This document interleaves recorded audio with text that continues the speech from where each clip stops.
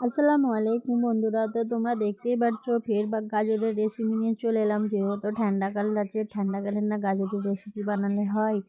তো এখানে আমার 2 কিলো গাজর ছিল, তো ওকে ভালো করে ধুয়ে নিয়েছি। ধুয়ে ভালো করে মানে ছিলে নিয়েছি, ছিলেলে ভালো করে ওকে ঘষে নিয়েছি।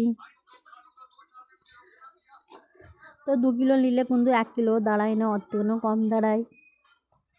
তো এখানে গাওয়া ঘিতে বানাতে হবে। আমি প্রথম থেকে এখানে আমার ঘি ছিল, তোমরা মনে করলে রিফাইন তেল দিও, যাদের ঘরে থাকবে না তো রিফাইন তেল দিও তোমরা বানাতে পারো।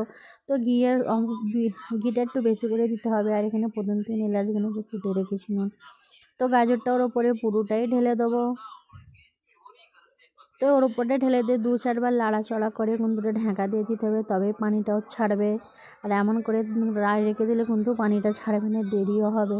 তো আমি একটু 2-3 বার ভালো করে লাড়া দিয়ে পানিটা করে নেবো, মেরে নেবো।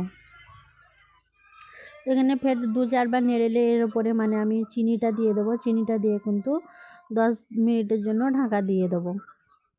তো চিনির এটা তোমরা দেখে শুনে করতে পারো। তো আমি এখান থেকে প্রথম দিনই কিছু ফ্রুট কেটে রেখেছি, কাজু বাদাম কিশমিশ প্রথম থেকে দিয়ে কেটে রেখেছি।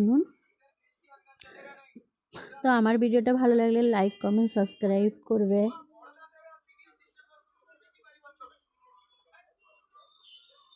তো দেখতে পাচ্ছ পানিটা পুরোই ছেড়ে গেছে একদম, পানি নেই। তো যেহেতু আমি এখানে খোয়া ক্ষীর ছিল, প্রত্যেক খোয়া ক্ষীরটা কিন্তু তোমরা যখন ঠান্ডা হয়ে যাবে তখনই দেবে, তার এগিয়ে দেবে না। গরম গরম দিলে কিন্তু ঘিয়ের মতন গলে যাবে। একটু ঠান্ডা হয়ে গেলে উপর থেকে ছড়ালে খুব সুন্দর থাকবে একদম। তো দেখতে পাচ্ছ খুব সুন্দর খোয়া ক্ষীরটা একদমই হয়নি। তো তোমরাও ট্রাই করে